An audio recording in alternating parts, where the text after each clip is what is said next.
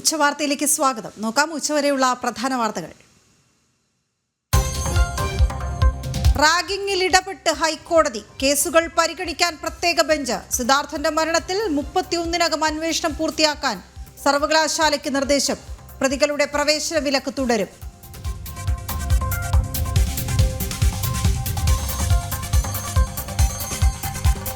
ആളിക്കത്തി ആശാസമരം പിന്തുണച്ച് Mahila Morcha secretariat March. സമരം ന്യായമെന്ന് K Surendran.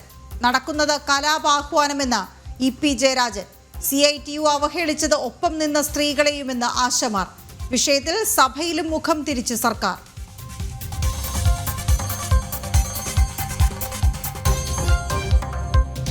കള്ളപ്പണക്കേസിൽ SDPI അഖിലേന്ത്യാ അധ്യക്ഷൻ പിടിയിൽ.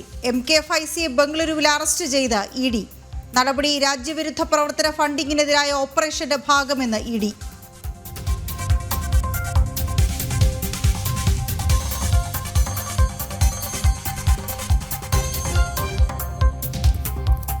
അഫാന് PFI ബന്ധമെന്ന് സംശയമെന്ന് കെ സുരേന്ദ്രൻ. വെഞ്ഞാറമൂട് കൂട്ടക്കുരുതിയുടെ ആസൂത്രണ രീതി സംശയിപ്പിക്കുന്നത്.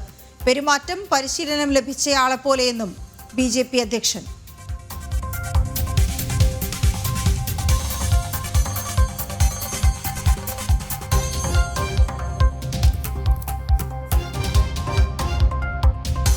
സംസ്ഥാനമാകെ ലഹരി തേടി പോലീസ്. തലസ്ഥാനത്ത് തീരദേശങ്ങളിൽ മിന്നൽ പരിശോധന. വിവിധ ജില്ലകളിൽ MDMA-യുമായി 8 പേർ പിടിയിൽ. തിരുവനന്തപുരം കിഴക്കേക്കോട്ടയിൽ തപാൽ വഴി കഞ്ചാവ് പാഴ്സൽ. പറവൂർ ബസ് സ്റ്റാൻഡിൽ നഞ്ചക്കുമായി ഏറ്റുമുട്ടി വിദ്യാർത്ഥികൾ.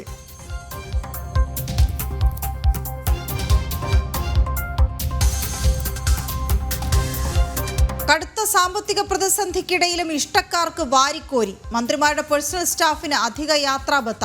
കേരളം അതിരൂക്ഷ കടക്കെണിയിലേക്ക്. പലിശ അടയ്ക്കാൻ മാത്രം വേണം 31,825 കോടി.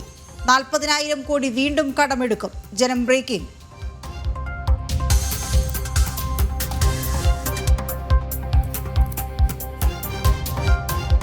സംസ്ഥാന സർക്കാരിനെതിരെ പ്രതിഷേധം കടുപ്പിച്ച് ഇടുക്കി രൂപത. വന്യജീവി ആക്രമണവും കാർഷിക ഭൂപ്രശ്നങ്ങളും പരിഹരിക്കുന്നില്ല.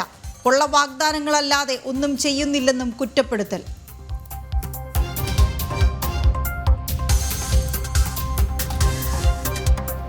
പാക് അധിനിവേശ ജമ്മു കശ്മീരിൽ ഹമാസ് സാന്നിധ്യം.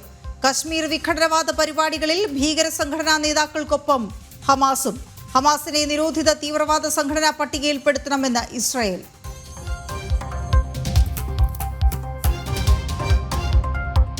ചാമ്പ്യൻസ് ട്രോഫി സെമിയിൽ ഇന്ത്യ-ഓസ്ട്രേലിയ പോരാട്ടം. മത്സരം 2:30 മുതൽ ദുബായിൽ. വരുൺ ചക്രവർത്തി കളിക്കും. മലയാളികളുടെ പിന്തുണയ്ക്ക് നന്ദിയെന്ന് കേരള കോച്ച് അമയ് ഖുറേസിയ.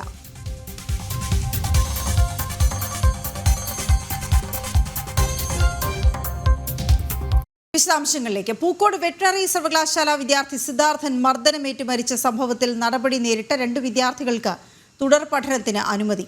ഇവരെ 1 വർഷത്തേക്ക് കോളേജിൽ നിന്ന് പുറത്താക്കിയതായിരുന്നു. 1 വർഷം പൂർത്തിയായ സാഹചര്യത്തിലാണ് തിരിച്ചെടുത്തത്. പ്രതിപട്ടികയിൽ ഉൾപ്പെടാത്ത വിദ്യാർത്ഥികളെയാണ് തിരികെ എടുത്തത്. അർജുൻ PS വിവരങ്ങൾ നൽകും. അർജുൻ, വിവരങ്ങൾ എന്താണ്? വീണ, ഇത് സംബന്ധിച്ച് വലിയ പ്രതിഷേധങ്ങളൊക്കെ നേരത്തെ ഉയർന്നിരുന്നു. അതായത് ഈ വിദ്യാർത്ഥികൾക്ക് ഈ പ്രവേശനം നൽകുന്നത് സംബന്ധിച്ച്, അതായത് ഈ കോളേജിൽ വീണ്ടും പ്രവേശനം നൽകുന്നത് സംബന്ധിച്ച് വലിയ രീതിയിലുള്ള പ്രതിഷേധം ഉയരുന്നതോ, അതായത് സിദ്ധാർത്ഥന്റെ മാതാപിതാക്കളടക്കം വലിയ രീതിയിൽ പ്രതിഷേധം ഉയർത്തിയിരുന്നു. പക്ഷേ കോളേജ് അധികൃതർ ഇതിനെതിരെ ഒരു അപ്പീൽ നൽകാൻ തയ്യാറായില്ല. അതായത് ഈ ഒരു കോടതിയാണ് പറഞ്ഞത് ഇവർക്ക് വീണ്ടും പഠിക്കാനുള്ള അവകാശമുണ്ട്, പഠിക്കാൻ ചെല്ലാമെന്ന് കോടതി പറഞ്ഞു. പക്ഷേ യാതൊരു വിധത്തിലും ഈ ഒരു വെറ്റിനറി കോളേജിന്റെ ഭാഗത്തു നിന്നും നടപടി ഉണ്ടായില്ല. അവരിതുവരെയും അപ്പീൽ നൽകിയില്ല. അതുകൊണ്ടാണ് ഇത്തരത്തിൽ ഈ വിദ്യാർത്ഥികൾ വീണ്ടും പഠിക്കാൻ വന്നത് എന്നുള്ളതാണ് പ്രധാനമായും മാതാപിതാക്കൾ അടക്കം പറയുന്നത്. എന്നാൽ തന്നെയും 2 വിദ്യാർത്ഥികൾക്കാണ് ഇപ്പോൾ തുടർ പഠനത്തിനുള്ള ഒരു അനുമതി നൽകിയിരിക്കുന്നത്. 1 വർഷത്തേക്ക് ഇവരെ പഠനവുമായി ബന്ധപ്പെട്ട് വിലക്കുന്ന ഒരു സാഹചര്യം ഉണ്ടായിരുന്നു. മാത്രമല്ല ഇതിൽ മറ്റ് 3 വിദ്യാർത്ഥികൾക്ക് ഈ ഹോസ്റ്റലിൽ പ്രവേശിക്കാനുള്ള ഒരു അനുമതിയും നൽകിയിട്ടുണ്ട്. ഈ വിദ്യാർത്ഥികൾ ആരും പ്രതികളല്ല. പക്ഷേ ഈ ഒരു സംഭവവുമായി ബന്ധപ്പെട്ട് ഈ കോളേജിന്റെ നടപടികൾ നേരിടേണ്ടി വന്ന വിദ്യാർത്ഥികളാണ്. ഈ വിദ്യാർത്ഥികളെയാണ് ഇപ്പോൾ തിരിച്ചെടുക്കുന്നത്. വീണ, ശരി. പൂക്കോട് വെറ്ററിനറി സർവകലാശാലയിലെ സിദ്ധാർത്ഥന്റെ മരണത്തിൽ മാർച്ച് 31-നകം സർവകലാശാല അന്വേഷണം പൂർത്തിയാക്കണമെന്ന് ഹൈക്കോടതി. മെയ് 19 വരെ സമയം അനുവദിക്കണമെന്ന സർവകലാശാലയുടെ ആവശ്യം കോടതി അംഗീകരിച്ചില്ല. പ്രതികളായ വിദ്യാർത്ഥികളുടെ പ്രവേശന വിലക്ക് തുടരും. രേഷ്മ ബാബു ചേരുന്നു വിവരങ്ങളുമായി. രേഷ്മ, ഇക്കാര്യത്തിൽ കോടതി എങ്ങനെയാണ് ഇടപെട്ടത്? വീണ, പൂക്കോട് വെറ്റിനറി സർവകലാശാല വിദ്യാർത്ഥിയായിരുന്ന സിദ്ധാർത്ഥന്റെ മരണത്തെക്കുറിച്ച് നേരത്തെ സർവകലാശാല അധികൃതർ ആഭ്യന്തര അന്വേഷണം ആരംഭിച്ചിരുന്നു. ഈ അന്വേഷണം പൂർത്തിയാക്കാനായിട്ടാണ് നിലവിൽ ഹൈക്കോടതി സമയപരിധി നിശ്ചയിച്ചിട്ടുള്ളത്. മാർച്ച് 31-നകം തന്നെ അന്വേഷണം പൂർത്തിയാക്കണമെന്നാണ് ജസ്റ്റിസ് അമിത് റാവൽ അധ്യക്ഷനായിട്ടുള്ള ഡിവിഷൻ ബെഞ്ച് നിർദ്ദേശം നൽകിയിരിക്കുന്നത്. മെയ് 19 വരെ തങ്ങൾക്ക് സാവകാശം വേണമെന്നുള്ള ഒരു ആവശ്യം സർവകലാശാല മുന്നോട്ട് വെച്ചെങ്കിലും അത് ഡിവിഷൻ ബെഞ്ച് അംഗീകരിച്ചില്ല. ഈ കേസിലെ പ്രതികളായിട്ടുള്ള വിദ്യാർത്ഥികൾക്ക് മണ്ണുത്തി ക്യാമ്പസിൽ നേരത്തെ സിംഗിൾ ബെഞ്ച് പ്രവേശനം അനുവദിച്ചിരുന്നു. ഇത് ചോദ്യം ചെയ്തുകൊണ്ട് സിദ്ധാർത്ഥന്റെ അമ്മ ഡിവിഷൻ ബെഞ്ചിൽ അപ്പീൽ നൽകിയിരുന്നു. ഈ അപ്പീൽ പരിഗണിച്ചുകൊണ്ടാണ് ആഭ്യന്തര അന്വേഷണം എത്രയും വേഗം തന്നെ പൂർത്തീകരിക്കാൻ ഹൈക്കോടതി നിർദ്ദേശം നൽകിയിരിക്കുന്നത്. സിംഗിൾ ബെഞ്ചിന്റെ ഉത്തരവ് നേരത്തെ ഡിവിഷൻ ബെഞ്ച് സ്റ്റേ ചെയ്യുകയും ചെയ്തിരുന്നു. അതുകൊണ്ട് തന്നെ പ്രതികളുടെ പ്രവേശനം വിലക്കിയ ആ ഇടക്കാല ഉത്തരവ് തുടരുക തന്നെ ചെയ്യും. വീണ. ഓക്കെ, ശരി രേഷ്മ. SDPI അഖിലേന്ത്യാ അധ്യക്ഷൻ MK ഫൈസി അറസ്റ്റിൽ. കള്ളപ്പണക്കേസിലാണ് ഫൈസിയെ ED അറസ്റ്റ് ചെയ്തത്. ഡൽഹിയിൽ നിന്നാണ് ഫൈസി പിടികൂടിയത്. നിരോധിത ഭീകര സംഘടനയായ പോപ്പുലർ ഫ്രണ്ടിനായി കള്ളപ്പണ ഇടപാട് നടത്തിയതിനാണ് SDPIയുടെ അഖിലേന്ത്യാ അധ്യക്ഷനെ അറസ്റ്റ് ചെയ്തത്. ഇന്നലെ അർദ്ധരാത്രി ഡൽഹി അന്താരാഷ്ട്ര വിമാനത്താവളത്തിൽ വെച്ച് ഇയാളെ എൻഫോഴ്സ്മെന്റ് ഡയറക്ടറേറ്റ് പിടികൂടുകയായിരുന്നു. കള്ളപ്പണം വെളുപ്പിക്കലുമായി ബന്ധപ്പെട്ട് MK ഫൈസിക്കെതിരെ നേരത്തെ കേസുണ്ടായിരുന്നു. SDPIയുടെ നിരോധനത്തിന് മുന്നോടിയായാണ് അറസ്റ്റെന്നാണ് സൂചന. വഖഫ് ഭേദഗതി ബില്ലുമായി ബന്ധപ്പെട്ട് രാജ്യത്ത് കലാപത്തിന് SDPI ആഹ്വാനം ചെയ്തിട്ടുണ്ട്. തൃശൂർ പട്ടിക്കാട് സ്വദേശിയായ മുഹമ്മദ് കുട്ടി ഫൈസി ഭീകര സംഘടനയായ സിമി, NDF എന്നിവയിലും പിന്നീട് പോപ്പുലർ ഫ്രണ്ടിലും സജീവമായിരുന്നു. പോപ്പുലർ ഫ്രണ്ടിന്റെ നയരൂപീകരണത്തിൽ നിർണായക പങ്കുവഹിച്ച മുഹമ്മദ് കുട്ടി പിന്നീട് SDPIയുടെ അഖിലേന്ത്യാ ചുമതലകളിലേക്ക് എത്തി. PFIയുടെ നിരോധനത്തിന് മുൻപ് കേന്ദ്ര ഏജൻസികൾ അറസ്റ്റ് ചെയ്യാതിരുന്ന ചുരുക്കം ഭീകരരിൽ ഒരാളാണ് MK ഫൈസി. എന്നാൽ ഇയാൾക്ക് പിന്നാലെ കേന്ദ്ര ഏജൻസികൾ ഉണ്ടായിരുന്നു. ജനം, ഡൽഹി. പാക് അധിനിവേശ ജമ്മു കശ്മീരിൽ ഹമാസ് ഭീകരരുടെ സാന്നിധ്യം. കശ്മീർ സോളിഡാരിറ്റി ദിനത്തിൽ പങ്കെടുത്ത ഹമാസ് ഭീകരർ ഹമാസിനെ ഭാരതത്തിൽ നിരോധിക്കണമെന്ന ആവശ്യവുമായി ഇസ്രായേൽ രംഗത്തെത്തി. കടുത്ത നടപടിക്ക് കേന്ദ്രം ഒരുങ്ങുന്നതായാണ് സൂചന. കഴിഞ്ഞ മാസം പാക് അധിനിവേശ ജമ്മു കശ്മീരിൽ നടന്ന കശ്മീർ ഐക്യദാർഢ്യ ദിനത്തിൽ ഹമാസ് നേതാക്കൾ പങ്കെടുത്തു. പാക് ഭീകര സംഘടനയായ ലഷ്കർ-ഇ-തൊയ്ബയും ജെയ്ഷെ മുഹമ്മദും സംഘടിപ്പിച്ച പരിപാടിയിലാണ് ഹമാസിന്റെ നേതാക്കളും എത്തിയത്. ഇസ്രായേലിന്റെ രഹസ്യാന്വേഷണ വിഭാഗമായ മൊസാദും ഭാരതത്തിന്റെ രഹസ്യാന്വേഷണ വിഭാഗം റോയും ഇക്കാര്യം സ്ഥിരീകരിച്ചതാണ്. അതിനാൽ ഇസ്ലാമിക ഭീകര സംഘടനയായ ഹമാസിനെ ഭാരതവും നിരോധിത സംഘടനകളുടെ പട്ടികയിൽപ്പെടുത്തണമെന്നാണ് ഇസ്രായേൽ ആവശ്യപ്പെടുന്നത്. പരമ്പരാഗത സൗഹൃദ രാഷ്ട്രമായ ഇസ്രായേലിന്റെ ഈ ആവശ്യം കേന്ദ്രം പരിഗണിക്കുന്നതായാണ് സൂചന. US, ഓസ്ട്രേലിയ, കാനഡ തുടങ്ങി നിരവധി രാജ്യങ്ങൾ ഇതിനകം ഹമാസിനെ നിരോധിച്ചു കഴിഞ്ഞു. മാത്രമല്ല, മുംബൈ ഭീകരാക്രമണം നടത്തിയ ലഷ്കർ-ഇ-തൊയ്ബയെ ഇസ്രായേൽ 2023 നിരോധിച്ചിരുന്നു. ജനം, ഡൽഹി. ആശാമാർ നടത്തുന്ന അതിജീവന സമരത്തെ അധിക്ഷേപിച്ച് CPM നേതാവ് EP ജയരാജൻ. സമരത്തിൽ നടത്തുന്നത് കലാപാഹ്വാനം. ആശാമാരുടെ താല്പര്യം സംരക്ഷിക്കാനുള്ള സമരമല്ല ഇപ്പോൾ നടക്കുന്നതെന്നും ഇത് നാടിന് ഗുണം ചെയ്യില്ലെന്നും EPയുടെ ആക്ഷേപം. ഈ സമരത്തെ നല്ല വാക്കുകൾ കൊണ്ട് തന്നെ നമുക്ക് പറയേണ്ട കാര്യങ്ങൾ പറയുന്നതാണ് നല്ലത്. ചിലപ്പോൾ അവരുടെ ഈ സമരത്തിൻ്റെ പിന്നിലുള്ള പ്രവർത്തിക്കുന്ന ശക്തികളെക്കുറിച്ചൊക്കെ മനസ്സിലാക്കിയിട്ടുള്ളവർ കുറച്ച് ശക്തമായി ചിലപ്പോൾ പ്രതികരിച്ചെന്ന് വന്നേക്കാം. ഇത് ആശാ വർക്കർമാരുടെ താല്പര്യം സംരക്ഷിക്കാനുള്ള സമരമല്ല. എന്തുകൊണ്ടാണെന്ന് വെച്ചാൽ ഇതേ ആവശ്യം, ഇതിനേക്കാളും മെച്ചപ്പെട്ട ആവശ്യങ്ങൾ ഉന്നയിച്ചുകൊണ്ടൊരു സമരം നടന്നു. ഇതിൽ പ്രവർത്തിച്ചുകൊണ്ടിരിക്കുന്ന മഹാഭൂരിപക്ഷം വരുന്ന ആശാ വർക്കർമാർക്കും കാര്യങ്ങൾ ബോധ്യപ്പെട്ടിട്ടും ചുരുക്കം ആളുകൾക്ക് ബോധ്യപ്പെടുന്നില്ല. അങ്ങനെ ബോധ്യപ്പെടുത്താതിരിക്കാനും അവരെ കുറച്ച് വരുന്ന ആളുകളെ വഴിതെറ്റിച്ച് സമരത്തിലേക്ക് നയിക്കാനും രാഷ്ട്രീയമായി ഇടതുപക്ഷ വിരുദ്ധ മനോഭാവം വെച്ച് പുലർത്തുന്ന വലതുപക്ഷ ശക്തികൾ, അതിൽ തന്നെയുള്ള വലതുപക്ഷ തീവ്രവാദ ശക്തികൾ എല്ലാം കൂടി ചേർന്നുകൊണ്ട് ഒരു കലാപത്തിന് പോലും ആഹ്വാനം ചെയ്യത്തക്ക നിലയിലുള്ള ഒരു സമരമാണ് രൂപപ്പെടുത്തിയെടുക്കുന്നത്. മിഥുൻ പിള്ള ചേരുന്ന വിവരങ്ങളുമായി. മിഥുൻ, ആശമാർ നടത്തുന്ന അതിജീവന സമരത്തെയാണ് അധിക്ഷേപിച്ച് സംസാരിച്ചിരിക്കുന്നത് EP ജയരാജൻ. എന്ത് പറയുന്നു അദ്ദേഹം? വീണ, തിരുവനന്തപുരം സെക്രട്ടേറിയറ്റിന് മുന്നിൽ ആശാ വർക്കർമാർ നടത്തുന്ന സമരത്തെയാണ് തീവ്രവാദികളുടെ പിന്തുണ എന്നൊരു ആക്ഷേപം CPMന്റെ കേന്ദ്ര കമ്മിറ്റി അംഗമായ EP ജയരാജൻ ഉന്നയിക്കുന്നത്. ആശാ വർക്കർമാരുടെ താല്പര്യം സംരക്ഷിക്കാനുള്ള സമരമല്ല ഇപ്പോൾ നടക്കുന്നതെന്നാണ് അദ്ദേഹം പറഞ്ഞത്. വലതുപക്ഷ തീവ്രവാദ ശക്തികളാണ് സമരത്തിന് പിന്നിൽ. ഇവരുടെ നേതൃത്വത്തിൽ ഒരു കലാപാഹ്വാനമാണ് നടത്തുന്നത്. ഇത്തരം സമരം നാടിന് ഗുണം ചെയ്യില്ല എന്നും ഇ പി ജയരാജൻ പറഞ്ഞിട്ടുണ്ടായി. നമുക്കറിയാം, നേരത്തെ CITUവിന്റെ സംസ്ഥാന നേതാവടക്കം ആശാ വർക്കർമാരുടെ സമരത്തെ അധിക്ഷേപിച്ചുകൊണ്ട് രംഗത്ത് വരുന്നൊരു സാഹചര്യം നമ്മൾ കണ്ടതാണ്. എന്നാൽ മോശം വാക്കുകൾ കൊണ്ട് സംസാരിക്കല്ല വേണ്ടതെന്നൊരു നിലപാടാണ് ഇ പി ജയരാജൻ സ്വീകരിച്ചത്. തൊട്ട് പിന്നാലെയാണ് ഈ സമരത്തിന് പിന്നിൽ വലതുപക്ഷ തീവ്രവാദ ശക്തികളാണെന്നൊരു ഗുരുതരമായ ആക്ഷേപം, അല്ലെങ്കിൽ ആശാ വർക്കർമാരെ അവഹേളിക്കുന്ന രീതിയിൽ ഒരു പരാമർശം ഇ പി ജയരാജന്റെ ഭാഗത്തു നിന്നുണ്ടായിരിക്കുന്നത്. കഴിഞ്ഞ ദിവസങ്ങളിൽ എന്താണോ അല്ലെങ്കിൽ CITUവിന്റെ സംസ്ഥാന നേതാക്കൾ പറഞ്ഞത്, അതേ ഒരു രീതിയിൽ അല്ലെങ്കിൽ മറ്റൊരു രീതിയിൽ ഈ സമരത്തെ അധിക്ഷേപിക്കുന്ന ഒരു നിലപാട് CPMന്റെ നേതാക്കൾ തുടരുകയാണ് എന്ന് തന്നെ പറയേണ്ടിയിരിക്കുന്നു. വീണ. ഓക്കെ, ശരി മിഥുൻ. ആശാവർക്കർമാരുടെ അതിജീവന സമരം സഭയിൽ അടിയന്തര പ്രമേയമാക്കാൻ അനുവദിക്കാത്തതിൽ പ്രതിഷേധിച്ച് പ്രതിപക്ഷം. സഭയിൽ സ്പീക്കറും പ്രതിപക്ഷ നേതാവും തമ്മിൽ വാക്പോരുണ്ടായി. VD സതീശന്റെ മൈക്ക് ഓഫാക്കിയ സ്പീക്കറുടെ നടപടിക്കെതിരെ പ്രതിപക്ഷം രംഗത്തെത്തി. ബഹളത്തിനിടെ നടപടികൾ പൂർത്തിയാക്കി സഭ ഇന്നത്തേക്ക് പിരിഞ്ഞു. സാർ, ഞങ്ങൾക്ക് ഏറ്റവും വലിയ പ്രതിഷേധം അല്ല, സമയമായി. ബഹുമാനപ്പെട്ട പ്രതിപക്ഷ നേതാവ് ചേർന്ന് നോക്കിയിട്ട്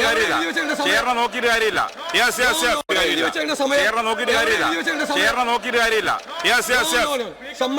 സമ്മതിക്കുന്നില്ല, പിന്നെ വേറെ വഴിയൊന്നുമില്ല. അടുത്ത ബിസിനസ് വഴി പോണ്ടി വരും, അത്രേ ഉള്ളൂ. അല്ല, അടുത്ത ബിസിനസ് വഴി പോണ്ടി വരും. നിങ്ങളുടെ വാക്കൌട്ട് സ്പീച്ചിന്റെ ക്രക്സ് വന്നു. നിങ്ങൾ പറഞ്ഞു ബഹുമാനപ്പെട്ട മുഖ്യമന്ത്രിയോട് ചർച്ച ചെയ്യണം. അതോടെ അവസാനിച്ചു അവിടെ വിഷയം.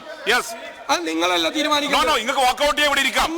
അങ്ങനെ ഇല്ലെങ്കിൽ അടുത്ത ബിസിനസ് ആയിട്ട് പോകും. ഓർഡർ 11 മിനിറ്റായി.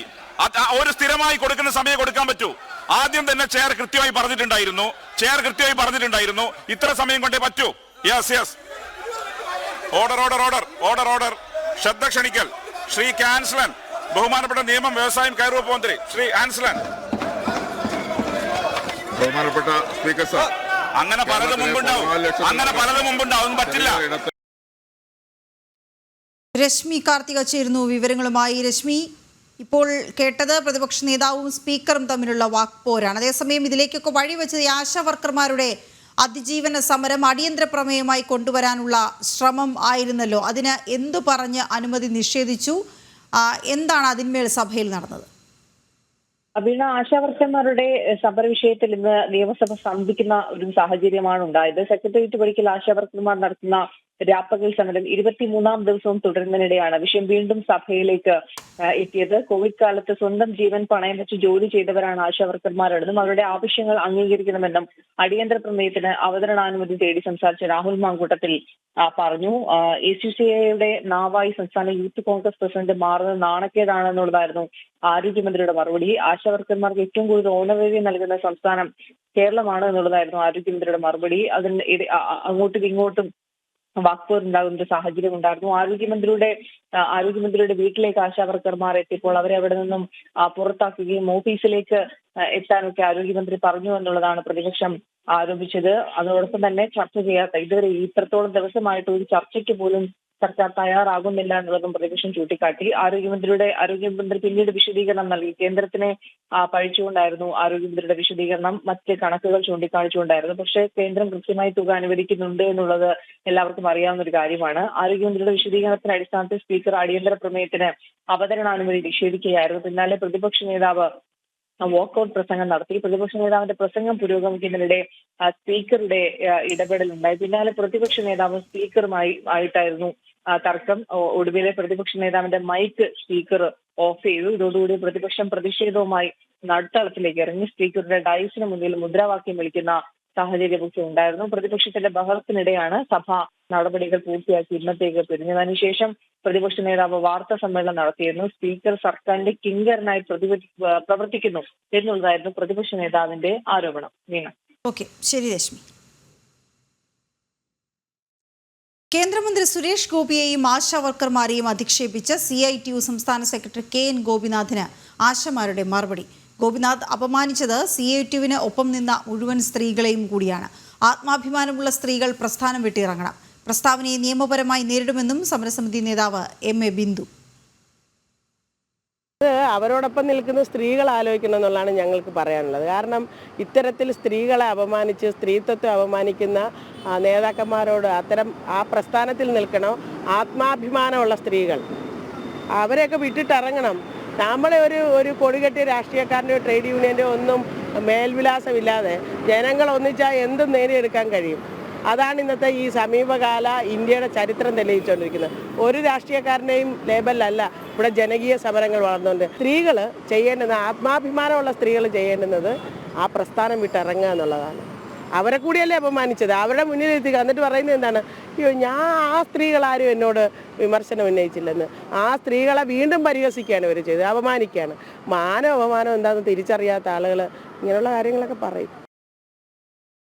പ്രശാന്ത് ശങ്കരമംഗലത്തെ വിവരങ്ങൾ നൽകും. പ്രശാന്ത്, കേന്ദ്രമന്ത്രിയെ അപമാനിക്കുന്നു, കൃത്യമായ മറുപടി ആശാവർക്കർമാർ അതിന് തിരികെ നൽകിയിരിക്കുന്നു. ശക്തമായ മറുപടി, വിശദാംശങ്ങൾ എന്താണ്?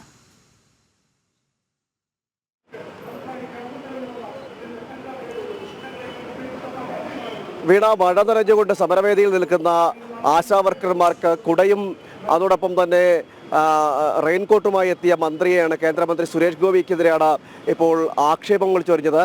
കഴിഞ്ഞ ദിവസം CHUവിൻ്റെ നേതാവാണ്. ആ CHUവിൻ്റെ നേതാവിൻ്റെ സംസ്ഥാന സെക്രട്ടറിയായ ഗോപിനാഥൻ്റെ വാക്കുകളാണ് ഈ ഇത്തരത്തിൽ കടുത്ത ഭാഷയിൽ അദ്ദേഹം അപമാനിക്കുന്നത്. ലൈംഗിക ചുവയോട് സംസാരിക്കുകയും ഒക്കെ ചെയ്തു. അതിനെതിരെയാണ് ഇപ്പോൾ ഈ ആശാ ഹെൽത്ത് വർക്കേഴ്സ് അസോസിയേഷൻ തന്നെ രംഗത്തെത്തിയിരിക്കുന്നത്.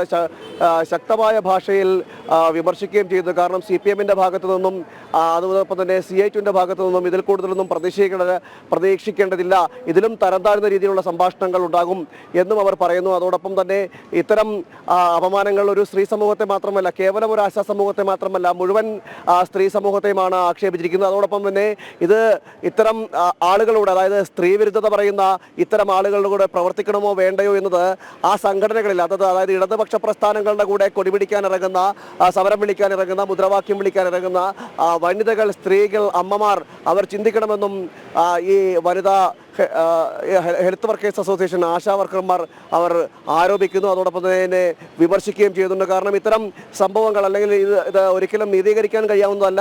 എന്നാൽ ഇത്തരം സംഭവങ്ങൾ നേരത്തെയും ഈ സമരം തുടങ്ങിയത് മുതൽ ഉണ്ടായിട്ടുണ്ട്. എന്തായാലും ഈ വിഷയത്തിലും ശക്തമായ ഒരു പ്രതിഷേധം രേഖപ്പെടുത്തുന്നതോടൊപ്പം നിയമപരമായി സർക്കാരിൻ്റെ ഭാഗത്തുനിന്ന്, അതായത് നിയമപരമായി നേരിടുമെന്നും ആശാ ഹെൽത്ത് വർക്കേഴ്സ് അസോസിയേഷൻ അറിയിക്കുകയും ചെയ്തിട്ടുണ്ട്. എന്തായാലും പ്രതിഷേധങ്ങൾ ഉയരുന്നു. അല്പസമയം മുമ്പ് ഈ ആശാ വർക്കർ അസോസിയേഷൻ്റെ സമരവേദിയിൽ BJPയുടെ സംസ്ഥാന അധ്യക്ഷൻ കെ സുരേന്ദ്രൻ വന്നു. കെ സുരേന്ദ്രൻ ഈ വിഷയത്തിൽ പ്രതികരിക്കുകയും ചെയ്തു. കാരണം കേരളത്തിലെ ഏതെങ്കിലും ഒരു സമൂഹത്തെ കെട്ടിപ്പിടിച്ച് മുത്തം കൊടുക്കണമെങ്കിൽ, അല്ലെങ്കിൽ കേരള ജനത ഏതെങ്കിലും ഒരു സമൂഹത്തെ കെട്ടിപ്പിടിച്ച് മുത്തം കൊടുക്കണമെങ്കിൽ അത് സംസ്ഥാനത്തെ ആശാ വർക്കർമാരാണ്. കാരണം മഹാമാരി സമയത്തടക്കം, കോവിഡ് മഹാമാരി പടർന്നു പിടിക്കുന്ന സമയത്ത് ഓരോ വീടുകളിലും തങ്ങളുടെ ജീവനും മാറ്റിവെച്ചുകൊണ്ട് ഓരോ വീടുകളിലും ചെല്ലുകയും അവർക്ക് രക്ഷാപ്രവർത്തനങ്ങൾ നടത്തുകയും ആശ്വാസം ചൊരിഞ്ഞുകൊണ്ടെത്തുന്ന ഒരേ ഒരു സമൂഹം, അല്ലെങ്കിൽ അതിൻ്റെ മുൻപന്തിൽ നിന്ന ഒരു സമൂഹമാണ് ആശാപ്രവർത്തകർ എന്ന്. അതുകൊണ്ട് തന്നെ കേരള സമൂഹം ആരെങ്കിലും ഒരാളെ കെട്ടിപ്പിടിച്ച് മുത്തം കൊടുക്കണമെങ്കിൽ അത് ആശാ വർക്കർമാരെയാണ് എന്ന് ഈ BJPയുടെ സംസ്ഥാന അധ്യക്ഷൻ കെ സുരേന്ദ്രനും പറഞ്ഞു. എന്തായാലും ഗോവിന്ദാഥന്റെ പ്രസംഗത്തിൽ വലിയ രീതിയിൽ വിമർശനങ്ങൾ ഉയരുന്നു, അതോടൊപ്പം പ്രതിഷേധങ്ങളും ഉയരുന്നു. എന്തായാലും നിയമപരമായി തന്നെ നേരിടുമെന്ന് ആശാ ഹെൽത്ത് വർക്കേഴ്സ് അസോസിയേഷനും അറിയിച്ചിട്ടുണ്ട്. വീണ, ശരി പ്രശാന്ത്. പ്രസിദ്ധമായ ചെട്ടിക്കുളങ്ങര ഭരണി ഇന്ന് പുലർച്ചെ മുതൽ ക്ഷേത്രത്തിൽ ആരംഭിച്ച ചടങ്ങുകൾ തുടരുകയാണ്. കുത്തിയോട്ട കുട്ടികളെ അമ്മയ്ക്ക് മുമ്പിൽ സമർപ്പിക്കുന്ന ചടങ്ങുകൾ ഉച്ചയോടെയാണ് പൂർത്തിയാവുക. വൈകിട്ട് 4:00 കരകളിൽ നിന്ന് കെട്ടുകാഴ്ചകൾ പുറപ്പെടും. 13 കരക്കാരുടെ 13 കെട്ടുകാഴ്ചകൾ കാഴ്ചക്കണ്ടത്തിൽ അണിനിരക്കും. കെട്ടുകാഴ്ചകൾ ക്രമമനുസരിച്ച് ക്ഷേത്രത്തിൽ പ്രവേശിച്ച് ദേവിയെ വണങ്ങിയ ശേഷമാണ് കാഴ്ചക്കണ്ടത്തിൽ അണിനിരക്കുക. പുലർച്ചെ ദേവി കെട്ടുകാഴ്ചകൾക്ക് മുന്നിലെത്തി അനുഗ്രഹം ചൊരിയുന്നതോടെ ഈ വർഷത്തെ കുംഭഭരണി മഹോത്സവത്തിന് സമാപനമാകും. കുംഭഭരണി മഹോത്സവത്തിനെത്തുന്ന ഭക്തർക്കായി സേവന സജ്ജരായി സേവാഭാരതിയും. കുടിവെള്ളവും ഡോക്ടർമാരുടെ സേവനവും ആംബുലൻസ് സൗകര്യവും അടക്കമാണ് ക്ഷേത്രത്തിന്റെ ഓരോ നടകളിലും സേവാഭാരതി ഒരുക്കിയിരിക്കുന്നത്. നിഷ ദിലീപ് തയ്യാറാക്കിയ റിപ്പോർട്ട്. ഭക്തലക്ഷങ്ങൾ ദർശനത്തിനെത്തുന്ന ചെട്ടികുളങ്ങര കുംഭഭരണിയിൽ സേവന സന്നദ്ധരായി സേവാഭാരതിയുമുണ്ട്. സേവാഭാരതിയുടെ നേതൃത്വത്തിൽ വിപുലമായ സൗകര്യങ്ങളാണ് ഭക്തർക്കായി ഒരുക്കിയിട്ടുള്ളത്. ഇന്ന് രാവിലെ മുതൽ തന്നെ കുടിവെള്ള വിതരണം ആരംഭിച്ചു കഴിഞ്ഞു. ഇതിനി നാളെ വരെ നീണ്ടു നിൽക്കും. നമുക്കറിയാം, കുംഭഭരണി പ്രധാന ചടങ്ങ് നടക്കുന്നത് വൈകിട്ടാണ്. കെട്ടുകാഴ്ചകൾ കാഴ്ചക്കണ്ടത്തിലാണ്. നിരക്കുന്ന സമയത്തൊക്കെ വളരെ വലിയ രീതിയിലുള്ള ഭക്തരുടെ ഒഴുക്കായിരിക്കും ഇവിടേക്കുള്ളത്. മാത്രമല്ല, നല്ല ചൂട് സമയമാണ്, ആരോഗ്യ പ്രശ്നങ്ങൾ ഉണ്ടാകുന്ന ഒരു സമയമാണ്. അതുകൊണ്ട് തന്നെ ഡോക്ടർമാരുടെയൊക്കെ സേവനം ഇവിടെ എത്തുന്ന ആളുകൾക്ക് ആവശ്യമായി വരും. ആ രീതിയിലുള്ള സേവനങ്ങളൊക്കെ സേവാഭാരതിയുടെ നേതൃത്വത്തിൽ ചെട്ടികുളങ്ങരയിൽ ഒരുക്കിയിട്ടുണ്ട്. സേവാഭാരതിയുടെ സംസ്ഥാന ജില്ലാ ഭാരവാഹികളൊക്കെ ഇവിടെയുണ്ട്. ഏത് തരത്തിലുള്ള സേവനമാണ് ചെട്ടികുളങ്ങരയിൽ എത്തുന്ന ഭക്തർക്കായി സേവാഭാരതി ഇവിടെ ഒരുക്കിയിട്ടുള്ളത്? ഓണാട്ടുകരയുടെ ഏറ്റവും വലിയ ദേശീയ ഉത്സവമായിട്ടുള്ള ചെട്ടികുളങ്ങര കുംഭഭരണി വളരെയധികം കമനീയമാക്കുന്നതിന് വേണ്ടി സേവാഭാരതി മെഡിക്കൽ സംവിധാനങ്ങൾ, കുടിവെള്ള സംവിധാനങ്ങൾ, അതോടൊപ്പം തന്നെ പാലിയേറ്റീവ് സംവിധാനങ്ങൾ, ആംബുലൻസ് സർവീസ്, അതോടൊപ്പം തന്നെ അമ്മയും കുഞ്ഞും എന്ന് പറയുന്ന ഫീഡിംഗ് റൂൾ ഉൾപ്പെടെയുള്ള സേവന പദ്ധതികളാണ് ചെട്ടികുളങ്ങരയിൽ ആവിഷ്കരിച്ചിരിക്കുന്നത്. നമുക്കറിയാം, ഓണാട്ടുകരയുടെ കേരളത്തിൻ്റെ തന്നെ ഒരു കുംഭമേള എന്നറിയപ്പെടുന്ന വളരെ വിശിഷ്ടമായിട്ടുള്ള ഒരു ഉത്സവമാണ് ചെട്ടികുളങ്ങര കുംഭഭരണി. എല്ലാ തരത്തിലുള്ള പ്രവർത്തകന്മാരെയും സമന്വയിപ്പിച്ചുകൊണ്ട് വളരെ ഗംഭീരമായിട്ടാണ് ഈ ഒരു ഉത്സവത്തെ നമുക്ക് കൊണ്ടാടാൻ വേണ്ടിയിട്ട് സേവാഭാരതി സേവന സന്നദ്ധമായി നിലകൊള്ളുന്നത്. ഇന്ന് രാവിലെ 6 മണി മുതൽ വരുന്ന കുത്തിയോട്ടത്തിൽ വരുന്ന ഭക്തജനങ്ങൾക്ക് ആവശ്യമായിട്ടുള്ള കുടിവെള്ള വിതരണം രാവിലെ 6 മണിക്ക് തന്നെ തുടങ്ങാൻ സാധിച്ചു എന്നുള്ളത് വളരെ ശ്രദ്ധേയമാണ്. ഈ ഒരു സംവിധാനം, കുടിവെള്ള വിതരണം രാത്രിയിൽ ഒരു 10-11 മണി വരെയും തുടർന്നു പോകും. അതിനോടൊപ്പം തന്നെ മെഡിക്കൽ രംഗത്തെ പ്രവർത്തനങ്ങളും, അലോപ്പതി, ആയുർവേദം, അതോടൊപ്പം തന്നെ ഹോമിയോപ്പതി എന്നിവയെല്ലാം സമന്വയിപ്പിച്ചുകൊണ്ടുള്ള ഒരു സേവന പദ്ധതിയാണ് നമ്മളിവിടെ ആവിഷ്കരിച്ചിട്ടുള്ളത്. ഇവിടെ ക്ഷേത്രത്തിൻ്റെ 3 ഗേറ്റുകളിലും ആംബുലൻസ് സർവീസുകൾ ഉൾപ്പെടെയുള്ള കാര്യങ്ങൾ പ്രൊവൈഡ് ചെയ്തുകൊണ്ട് നമ്മുടെ ഈ ഒരു മഹത്തരമായിട്ടുള്ള കുംഭമേളയിൽ സേവാഭാരതിയും സേവാഭാരതിയുടെ പ്രവർത്തനം പങ്കെടുക്കുകയാണ്. നല്ല ചൂട് സമയമാണ്. ഇവിടെ എത്തുന്ന ഭക്തർക്കായി കുടിവെള്ളവും ഒപ്പം തന്നെ മെഡിക്കൽ സേവനങ്ങളും, ആയുർവേദ, ഹോമിയോ, അലോപ്പതി ഡോക്ടർമാരുടെ സേവനങ്ങളടക്കമാണ് സേവാഭാരതി ഇവിടെ ഏർപ്പെടുത്തിയിട്ടുള്ളത്. ക്യാമറമാൻ സുമേഷ് പുന്നമടയ്ക്കൊപ്പം നിഷാ ദിലീപ്, ജനം, ആലപ്പുഴ. തിരുവനന്തപുരം വെഞ്ഞാറമൂട് കൊലപാതകത്തിൽ പ്രതി അഫാന് PFI ബന്ധം സംശയിക്കണമെന്ന് BJP സംസ്ഥാന അധ്യക്ഷൻ K. സുരേന്ദ്രൻ. കൊലപാതകം ആസൂത്രണം ചെയ്ത രീതി അനുസരിച്ച് അങ്ങനെ സംശയിക്കണം. ഒരു കൂസലുമില്ലാതെയാണ് കൊലപാതകം നടത്തിയതെന്നും പരിശീലനം ലഭിച്ച ആളെപ്പോലെയാണ് പ്രതി പെരുമാറുന്നതെന്നും K. സുരേന്ദ്രൻ പ്രതികരിച്ചു. ആ കൊലപാതകം നടന്ന രീതി, അതിന് ഉപയോഗിച്ചിരിക്കുന്ന സമ്പ്രദായം, ഇതെല്ലാം നോക്കുമ്പോൾ അതിലൊരു സംശയം വളരെയധികം ഉണ്ട്. കാരണം ഇത്രയും ഒരു കോൾഡ് ബ്ലഡഡ് മർഡർ ഇത്ര സമർത്ഥമായി, യാതൊരു വികാരവും ഇല്ലാതെ കാമുകിയെ കൊല്ലുന്നു, പിന്നെ സഹോദരിയെ കൊല്ലുന്നു, അല്ലെങ്കിൽ അമ്മയെ കൊല്ലാൻ ശ്രമിക്കുന്നു, കൊലപാതകം നടത്തിയതിന് ശേഷം നേരെ ബാറിൽ പോകുന്നു, മദ്യപിക്കുന്നു, അത് കഴിഞ്ഞ് വന്നിട്ട് ATM നിന്ന് കാശെടുക്കുന്നു, അയക്കുന്നു, വളരെ കൂളായിട്ട് ഫോൺ ചെയ്തുകൊണ്ട് പിന്നെ പോലീസിനോടൊപ്പം പോകുന്നു. ഇതെല്ലാം വളരെ സംശയം ജനിപ്പിക്കുന്നുണ്ട്. കാരണം ഇത്തരം കൊലപാതകങ്ങൾ നടത്താനുള്ള പരിശീലനം, ഇപ്പോൾ അത് കഴിഞ്ഞ് താമരശ്ശേരിയിലൊരു വിദ്യാർത്ഥി കൊല ചെയ്യപ്പെട്ടു. ആ കൊലപാതകത്തിലും ന്യായമായിട്ടും ജനങ്ങൾക്ക് സംശയമുണ്ട്. കാരണം ഒരു ട്രെയിനിങ് കിട്ടിയിട്ടുണ്ടോ എന്നുള്ള കാര്യം. അതുകൊണ്ട് ഇത്തരം കൊലപാതകങ്ങളെ സംബന്ധിച്ച് വിശദമായിട്ടുള്ള അന്വേഷണം ആവശ്യമുണ്ട്. കാരണം നേരത്തെ താമി കൊലക്കേസ്, ഇങ്ങനെയുള്ള പല കൊലക്കേസുകളിലും അവസാനം പ്രോസിക്യൂഷൻ നടപടിയെല്ലാം പൂർത്തിയായതിനു ശേഷമാണ് മനസ്സിലായത് ഇതെല്ലാം PFI ആസൂത്രണം ചെയ്ത കൊലപാതകങ്ങളായിരുന്നു. അതുകൊണ്ട് ആ കാര്യത്തിലൊരു സംശയം വളരെ ശക്തമായിട്ട് നിൽക്കുന്നുണ്ട്.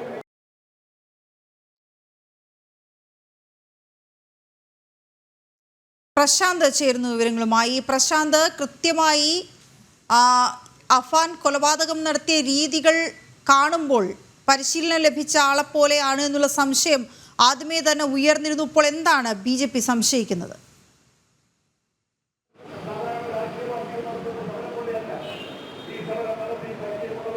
വീണ, മനുഷ്യ മനസാക്ഷിയെ ഞെട്ടിച്ച സംഭവമായിരുന്നു വെഞ്ഞാറമൂട്ടിലെ കൊലപാതകം. സ്വന്തം ഉമ്മയെയും അതോടൊപ്പം തന്നെ സഹോദരനെയും അടക്കം ക്രൂരമായി കൊലപ്പെടുത്തുന്നൊരു സംഭവമായിരുന്നു. അതായത് വാപ്പയുടെ സഹോദരനെയും അതുപോലെ വല്യുമ്മയും വല്യവാപ്പയും എല്ലാം വളരെ ക്രൂരമായി കൊലപ്പെടുത്തുന്ന, തലക്കടിച്ച് കൊലപ്പെടുത്തുന്ന ഒരു സംഭവം കേരള ജനത ഒന്നാകെ ഞെട്ടിത്തെറിച്ചു നിന്ന സംഭവമായിരുന്നു. നമുക്കറിയാം, ഇത്തരത്തിൽ ഒരു 23 വയസ്സുകാരൻ്റെ കയ്യിൽ നിന്നും, അല്ലെങ്കിൽ 23 വയസ്സുകാരനാണ് ഇത് ചെയ്തതെന്ന് വിശ്വസിക്കാൻ പോലും കഴിയാത്ത രീതിയിൽ മലയാളിയുടെ മനസ്സാകെ മരവിച്ചു നിന്ന സംഭവമായിരുന്നു. ആ സംഭവത്തെക്കുറിച്ചാണ് ഇപ്പോൾ ബി ജെ പിയുടെ സംസ്ഥാന അധ്യക്ഷൻ കെ സുരേന്ദ്രൻ ചില സംശയങ്ങൾ ഉന്നയിക്കുന്നത്. കാരണം കൊലപാതകത്തിൻ്റെ ആ രീതി ആദ്യം തന്നെ, അതായത് കൊലപാതകത്തിൻ്റെ തുടക്കം മുതൽ ജനം ചർച്ച ചെയ്തൊരു വിഷയമായിരുന്നു. കാരണം 23 വയസ്സുള്ള ഒരു ചെറുപ്പക്കാരൻ, അവൻ തൻ്റെ ഉറ്റവരെ പോലും യാതൊരു മടിയുമില്ലാതെ അല്ലെങ്കിൽ നിഷ്കരുണം കൊല ചെയ്യുന്ന ഒരു സാഹചര്യം, അത് എന്ത് തരം മനസ്സാണ് അദ്ദേഹത്തിന് ഉണ്ടായിരുന്നത് എന്നതടക്കമുള്ള കാര്യങ്ങൾ മലയാളി കേരള സമൂഹം ചർച്ച ചെയ്താണ്. ആ വിഷയത്തെക്കുറിച്ചാണ് ഇപ്പോൾ കെ സുരേന്ദ്രനും സംശയരീതിയെ ഉന്നയിച്ചിരിക്കുന്നത്. അതായത് സാധാരണ ഒരു കൊലപാതകം പോലെയല്ല ഇത്രയും മണിക്കൂറുകളെടുത്ത് പല സ്ഥലങ്ങളിൽ യാത്ര ചെയ്ത് പല സമയങ്ങളായി കൊലപ്പെടുത്തിയിരിക്കുന്നത്.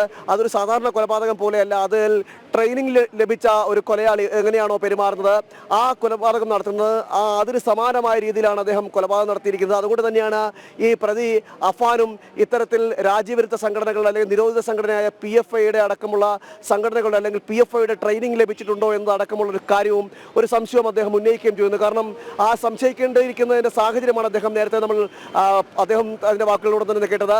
അതായത് ഇത്തരം സാഹചര്യം, അതായത് ഈ കൊലപാതകം നടത്തിയ രീതിയും സ്വഭാവവും കൊലപാതകത്തിൻ്റെ അതുമായി ബന്ധപ്പെട്ടെല്ലാം വായിച്ചു നോക്കുമ്പോൾ അതിലൊരു ട്രെയിനിങ് ലഭിച്ച കൊലയാളിയെ പോലെയാണ് അദ്ദേഹം കൊല നടത്തിയത്, ഈ പ്രതി അഫാൻ കൊല നടത്തിയത്. അതുകൊണ്ട് തന്നെയാണ് BJPയുടെ സംസ്ഥാന അധ്യക്ഷന്റെ ഭാഗത്തു നിന്നും ഇത്തരത്തിലൊരു സംശയം ഉണ്ടായിരിക്കുന്നത്. PFI അടക്കമുള്ള സംഘടനകൾ അല്ലെങ്കിൽ നിരോധിത സംഘടനയുടെ PFIയുടെ ഒരു പരിശീലനം ലഭിച്ച ആളാണോ അല്ലെങ്കിൽ പ്രവർത്തകനാണോ എന്നടക്കം STPI, PFI പോലുള്ള സംഘടനകളുടെ പരിശീലനം ലഭിച്ച ആളാണോ അഫാൻ എന്ന സംശയം കൂടി BJPയുടെ സംസ്ഥാന അധ്യക്ഷൻ മുന്നോട്ട് വയ്ക്കുന്നത്. അല്ലെങ്കിൽ ഇത്തരം ഒരു സ്വന്തം ബന്ധുക്കളെ അല്ലെങ്കിൽ അമ്മയെയും സഹോദരന്മാരെയും അമ്മയെയും അതോടൊപ്പം അമ്മയെ ക്രൂരമായി തലക്കടിച്ച് കൊല്ലാൻ ശ്രമിക്കുക, അതോടൊപ്പം സ്വന്തം നമ്മളെ വളർത്തി വലുതാക്കിയ ഉമ്മുമ്മയെ കൊല്ലാൻ ശ്രമിക്കുക, സ്വന്തം സഹോദരനെ അച്ഛനെ പോലെ കാണേണ്ട അല്ലെങ്കിൽ മകനെ പോലെ നോക്കി വളർത്തേണ്ട സഹോദരനെ ക്രൂരമായി കൊലപ്പെടുത്തുന്നു. ഇത്തരം സംഭവം ഉണ്ടായപ്പോൾ ആ സംഭവത്തിനുള്ള അത്തരം ക്രൂരകൃത്യം ചെയ്യാനുള്ള മനസ്സെന്ന് പറഞ്ഞാൽ ആ മനസ്സ് ഉണ്ടാകുന്നത് എവിടെ നിന്നുണ്ടായി?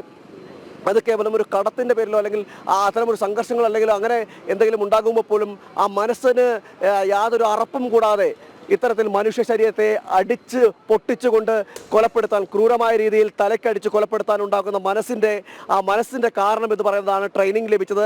അത്തരത്തിൽ ട്രെയിനിങ് ലഭിച്ചിട്ടുണ്ടാകാം.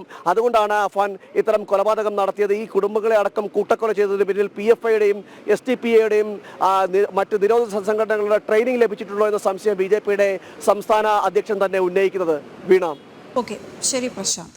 അയോധ്യയിൽ ഭീകരാക്രമണത്തിന് പദ്ധതിയിട്ടത് പാക് ചാരസംഘടനയായ ISI. ഫരീദാബാദിൽ പിടിയിലായ ഭീകരന്റെ പാക് ബന്ധം ഗുജറാത്ത് ATS സ്ഥിരീകരിച്ചു. ചോദ്യം ചെയ്യലിൽ ഇയാൾ ISI ബന്ധം സമ്മതിച്ചു. അതേസമയം ഭീകരനെ പിടികൂടിയ പശ്ചാത്തലത്തിൽ അയോധ്യയിൽ സുരക്ഷ വർദ്ധിപ്പിച്ചു.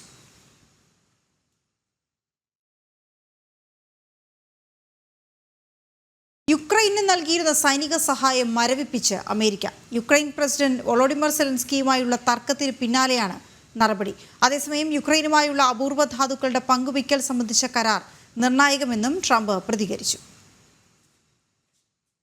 ദീർഘകാലമായി അമേരിക്ക യുക്രൈന് നൽകിയിരുന്ന സൈനിക സഹായമാണ് മരവിപ്പിച്ചിരിക്കുന്നത്. ട്രംപ് അധികാരത്തിലെത്തുന്നതിന് തൊട്ടുമുൻപുണ്ടായ ആയുധ കരാറുകളും മരവിപ്പിക്കപ്പെട്ടു. 35,000 കോടി ഡോളറിന്റെ അധിക ചെലവാണ് ഇതുവഴി ഉണ്ടായത്.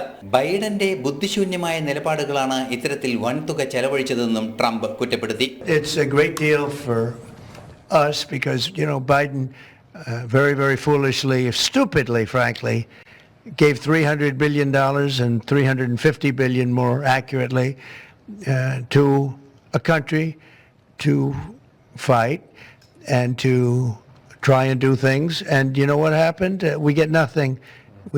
Just gave it. We could have rebuilt our entire U.S. Navy with $350 billion. Think of it, $350 billion.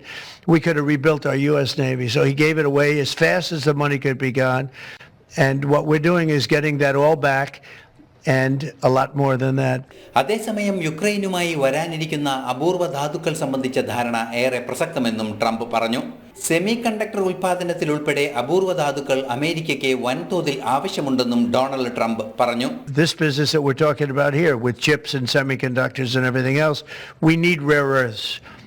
And the deal we have is we have the finest rare earths. യുക്രൈനു വേണ്ടി ചെലവാക്കിയ തുകയിൽ നിന്നും ഒരു നേട്ടവും അമേരിക്കയ്ക്ക് ലഭിച്ചിട്ടില്ല. യുക്രൈനു വേണ്ടി ചെലവഴിച്ച തുക മുഴുവൻ തിരിച്ചെത്തിക്കും. ഇത്തരത്തിൽ ചെലവഴിച്ച തുക കൊണ്ട് അമേരിക്കൻ നാവികസേനയെ ആധുനികവൽക്കരിക്കാൻ സാധിക്കുമായിരുന്നുവെന്നും ഡൊണാൾഡ് ട്രംപ് പറഞ്ഞു. ഇന്റർനാഷണൽ ഡെസ്ക്, ജനം. പൂക്കോട് വെറ്റിനറി സർവകലാശാല വിദ്യാർത്ഥി സിദ്ധാർത്ഥൻ മർദ്ദനമേറ്റ് മരിച്ച സംഭവത്തിൽ നടപടി നേരിട്ട 2 വിദ്യാർത്ഥികൾക്ക് തുടർ പഠനത്തിന് അനുമതി. ഇവരെ 1 വർഷത്തേക്ക് കോളേജിൽ നിന്ന് പുറത്താക്കിയിരുന്നു. 1 വർഷം പൂർത്തിയായ സാഹചര്യത്തിലാണ് തിരിച്ചെടുത്തത്. പ്രതിപട്ടികയിൽ ഉൾപ്പെടാത്ത വിദ്യാർത്ഥികളെയാണ് തിരികെ എടുത്തത്. 2023 വിദ്യാർത്ഥികൾക്കൊപ്പം ഇവർക്ക് പഠനം തുടരാനാകും. അതേസമയം പ്രതിപട്ടികയിൽ ഉൾപ്പെടാത്ത വിദ്യാർത്ഥികളെയാണ് തിരികെ എടുത്തത്. തിരുവനന്തപുരം ജില്ലയിലെ തീരദേശ മേഖലയിൽ പുലർച്ചെ പോലീസിന്റെ ലഹരി പരിശോധന. പെരുമാതുറ സ്വദേശി അസറുദ്ദീനെ ലഹരിമരുന്നുമായി പോലീസ് പിടികൂടി. റൂറൽ നർക്കോട്ടിക് സെല്ലും തീരദേശത്തെ സ്റ്റേഷനുകളിലെ SHOമാരും ഉൾപ്പെടെയുള്ളവരുടെ സംഘമാണ് പരിശോധന നടത്തിയത്.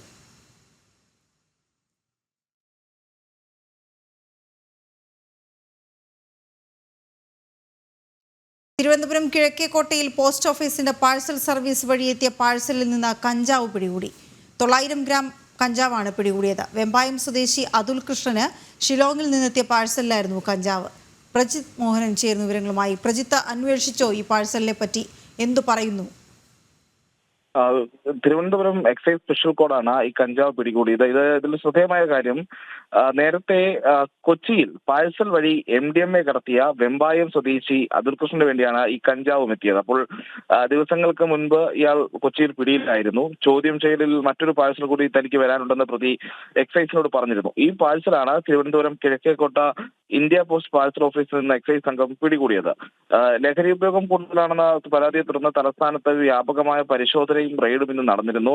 സമാനമായ സാഹചര്യത്തിലാണ് ഇന്ന് ഈ പാഴ്സൽ വഴിയുള്ള കഞ്ചാവും എക്സൈസ് പിടികൂടിയത്. എക്സൈസ് നൽകുന്ന വിവരമനുസരിച്ച് ഷില്ലോങ്ങിൽ നിന്നാണ് ഈ പാഴ്സൽ ഇയാൾ എത്തിച്ചിരുന്നത്. തുടർച്ചയാണ് നേരത്തെ MDMA കടത്തിൽ പിടികൂടിയ അതേ പ്രതിയുടെ വേണ്ടി വന്ന കഞ്ചാവ് ഇപ്പോൾ പിടികൂടുന്നത്. വീണ. ഓക്കെ, ശരി പ്രജിത്ത്. പറവൂർ ബസ് സ്റ്റാൻഡിൽ വിദ്യാർത്ഥികൾ ഏറ്റുമുട്ടി. നഞ്ചക്കടക്കമുള്ള ആയുധങ്ങളുമായാണ് വിദ്യാർത്ഥികൾ ഏറ്റുമുട്ടിയത്. വിദ്യാർത്ഥികൾ ഏറ്റുമുട്ടുന്ന ദൃശ്യങ്ങൾ സമൂഹ മാധ്യമങ്ങളിൽ പ്രചരിച്ചതോടെയാണ് വിവരം പുറത്തു വന്നത്. യൂണിഫോം ഇട്ട വിദ്യാർത്ഥികളെയും ദൃശ്യങ്ങളിൽ കാണാം.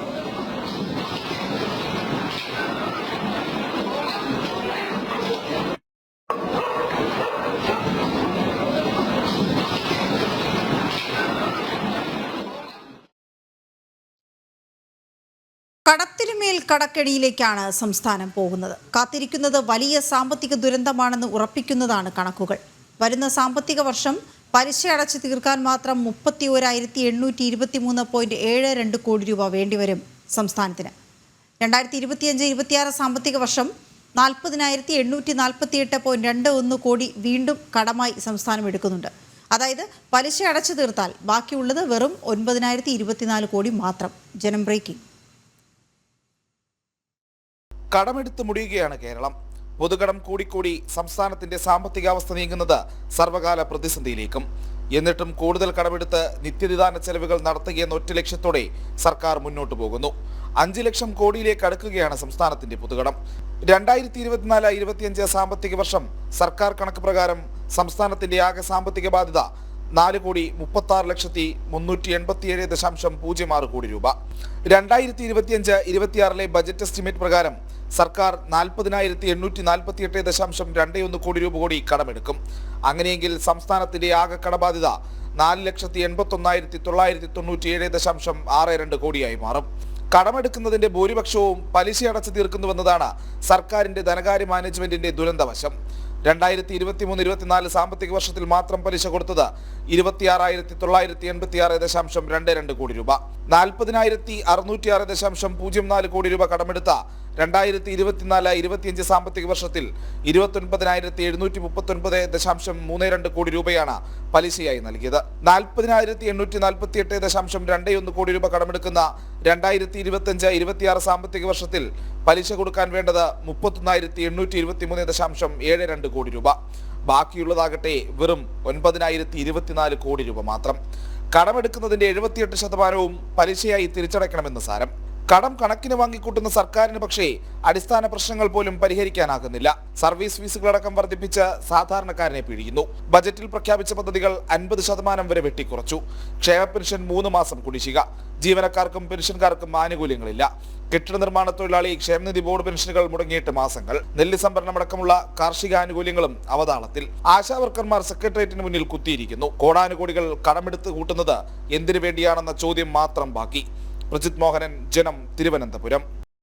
കടുത്ത സാമ്പത്തിക പ്രതിസന്ധിയിലും മന്ത്രിമാരുടെ പേഴ്സണൽ സ്റ്റാഫിന് അധിക യാത്രാബത്ത് അനുവദിച്ച് ധനവകുപ്പ്.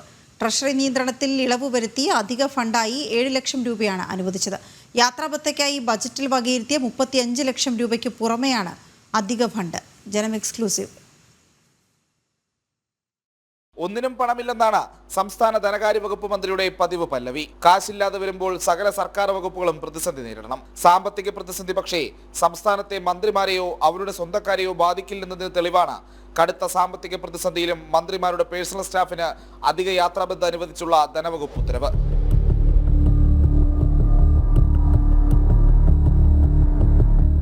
ട്രഷറി നിയന്ത്രണത്തിൽ പ്രത്യേക ഇളവ് വരുത്തിയാണ് തുക അനുവദിച്ചത്. മന്ത്രിമാരുടെ പേഴ്സണൽ സ്റ്റാഫുകൾക്ക് യാത്രാബത്ത ഇനത്തിൽ ബജറ്റിൽ 35 ലക്ഷം രൂപ വകയിരുത്തിയിരുന്നു. ഇതിനു പുറമെയാണ് അഡീഷണൽ എക്സ്പെൻഡിച്ചറായി 7 ലക്ഷം രൂപ കൂടി നൽകുന്നത്. വീണ്ടും പണം അനുവദിച്ചത് മുഖ്യമന്ത്രിയുടെ പ്രത്യേക താൽപര്യപ്രകാരമെന്നാണ് വിവരം. ആശാ വർക്കേഴ്സിന്റെ സമരം, ക്ഷേമ പെൻഷൻ മുടക്കം തുടങ്ങി സർവത്ര മേഖലയും സാമ്പത്തിക പ്രതിസന്ധിയിൽ ഞെരിഞ്ഞമരുമ്പോഴാണ് ഇഷ്ടക്കാർക്ക് പണം വാരിക്കോരി നൽകുന്ന രീതി സർക്കാർ ആവർത്തിക്കുന്നത്. പ്രജിത് മോഹനൻ, ജനം, തിരുവനന്തപുരം. പാതിവില തട്ടിപ്പിൽ പ്രതി അനന്തു കൃഷ്ണനെ 2 ദിവസത്തെ കസ്റ്റഡിയിൽ വിട്ടു. പൂച്ചാക്കൽ പോലീസ് സ്റ്റേഷനിൽ രജിസ്റ്റർ ചെയ്ത് ക്രൈംബ്രാഞ്ചിന് കൈമാറിയ കേസിലാണ് കസ്റ്റഡി. ആലപ്പുഴ ജില്ലയിൽ 84 കേസുകളാണ് ക്രൈംബ്രാഞ്ച് അന്വേഷിക്കുന്നത്. സ്വകാര്യ സർവകലാശാലയുമായി കാന്തപുരം വിഭാഗം ഇന്നലെ ചേർന്ന മുഷാവറ യോഗത്തിലാണ് തീരുമാനമായത്. തീരുമാനമെടുത്തത് സ്വകാര്യ സർവകലാശാല ബിൽ അവതരിപ്പിച്ച അതേ ദിവസം. പ്രാഥമിക പ്രവർത്തനങ്ങൾ ഉടൻ ആരംഭിക്കും. പ്രാഥമിക ഘട്ടത്തിൽ പഠിപ്പിക്കുക ചരിത്രവും ഭാഷയും. ഗോകുൽ കെ വേണുഗോപാൽ ചേരുന്ന വിവരങ്ങളുമായി. ഗോകുൽ, എന്താണ് അവരുടെ പ്ലാൻ? ഇന്നലെ ചേർന്ന മുഷാവറ യോഗത്തിലാണ് ഇത്തരത്തിലൊരു സ്വകാര്യ സർവകലാശാല സ്ഥാപിക്കാനുള്ള തീരുമാനത്തിലേക്ക് സമസ്തയുടെ കാന്തപുരം AP വിഭാഗം സമസ്ത തീരുമാനത്തിലേക്ക് എത്തിയിട്ടുള്ളത്. 100 കോടി മുടക്കിയിട്ട് ബൃഹത്തായ ഒരു പദ്ധതി നടപ്പിലാക്കാനാണ് കാന്തപുരം AP വിഭാഗം ആലോചിക്കുന്നത്. അതിനു മുന്നോടിയായിട്ട് നിലവിൽ കാന്തപുരം AP സമസ്തയുടെ നേതൃത്വത്തിലുള്ള വിദ്യാഭ്യാസ സ്ഥാപനങ്ങളുടെയൊക്കെ ആദ്യം അതിന്റെ പ്രവർത്തനങ്ങൾ ഇതിന്റെ കുടക്കീഴിലേക്ക് ഏകോപിപ്പിക്കും. അതിനുശേഷമായിരിക്കും പിന്നീടുള്ള വലിയ രീതിയിലുള്ള ബൃഹത് പദ്ധതികൾ ആവിഷ്കരിച്ച് നടപ്പിലാക്കുക. 100 കോടി രൂപയുടെ പദ്ധതിയാണ് പ്രഥമഘട്ടത്തിൽ ആവിഷ്കരിക്കാൻ വേണ്ടി ഉദ്ദേശിക്കുന്നത്. ചരിത്രവും ഭാഷയും ഉൾപ്പെടെയുള്ള വിഷയങ്ങൾക്കായിരിക്കും പ്രാധാന്യം നൽകുക എന്നാണ് മുഷാവറ യോഗം കഴിഞ്ഞതിന് ശേഷം കാന്തപുരം AP അബൂബക്കർ മുസ്ലിയാർ ഉൾപ്പെടെയുള്ള ആളുകൾ പറഞ്ഞിട്ടുള്ളത്. പ്രസിഡന്റ് സുലൈമാൻ മുസ്ലിയാരുടെ അധ്യക്ഷതയിലായിരുന്നു ഇത്തരത്തിലൊരു യോഗം ചേർന്നത്. പ്രധാനപ്പെട്ട കാര്യം നേരത്തെ വീണ സൂചിപ്പിച്ചതുപോലെ തന്നെയാണ് സ്വകാര്യ സർവകലാശാല സ്ഥാപിക്കാനുള്ള ബില്ലും സർവകലാശാല ഭേദഗതി ബില്ലും നിയമസഭയ്ക്ക് മുമ്പിൽ അവതരിപ്പിച്ച അതേ ദിവസം തന്നെയാണ് ഇത്തരത്തിലൊരു തീരുമാനം സമസ്തയുടെ ഭാഗത്തു നിന്നുണ്ടായിട്ടുള്ളത് എന്നത് എടുത്തു പറയേണ്ട ഒരു കാര്യമാണ്. സ്വകാര്യ സർവകലാശാലയുടെ VC-മാർക്ക് മേൽക്കൈ നൽകുന്നതുമായി ബന്ധപ്പെട്ട ചില അഭിപ്രായ വ്യത്യാസങ്ങളൊക്കെ ഈ സ്വകാര്യ സർവകലാശാലയിലെ സർവകലാശാല ഭേദഗതി നിയമത്തിലൊക്കെ ഒരു ആക്ഷേപമായി ഉയർന്നു വരുന്നുണ്ട്. സ്വകാര്യ സർവകലാശാലയിലെ VC-മാർക്ക് കൂടുതൽ അധികാരം നൽകുന്ന രീതിയിലായിരിക്കും ആ ബില്ല് വന്നു കഴിഞ്ഞാൽ തീരുമാനമുണ്ടാവുക എന്ന ആക്ഷേപങ്ങളൊക്കെ ആയിരുന്നു കഴിഞ്ഞ ദിവസം TCDക്ക് MLA നിയമസഭയിലേക്ക് ഉയർത്തിക്കൊണ്ടുവന്നത്. ആ വിഷയങ്ങളൊക്കെ നിലനിൽക്കെയാണ് കാന്തപുരം AP വിഭാഗം ഇപ്പോൾ സ്വകാര്യ സർവകലാശാല സ്ഥാപിക്കാനുള്ള തീരുമാനവുമായി മുന്നോട്ടേക്ക് പോകുന്നത്. ഭാഷയും ചരിത്രവും ഉൾപ്പെടെയുള്ള വിഷയങ്ങൾക്കായിരിക്കും ആദ്യം പ്രാധാന്യം നൽകുക എന്നുകൂടി സമസ്ത AP വിഭാഗം പറയുന്നുണ്ട്. വീണ, കോഴിക്കോട് കാരശ്ശേരി ഗ്രാമപഞ്ചായത്ത് ഭരണസമിതി യോഗത്തിൽ സംഘർഷം.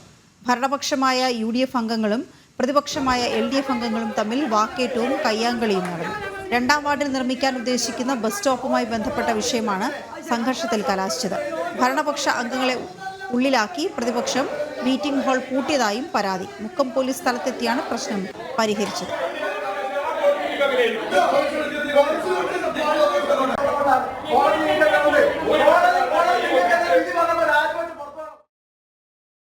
ആഭ്യന്തര ക്രിക്കറ്റിൽ കേരളം കയ്യൊപ്പ് ചാർത്തിക്കഴിഞ്ഞുവെന്ന് കേരള ക്യാപ്റ്റൻ സച്ചിൻ ബേബി.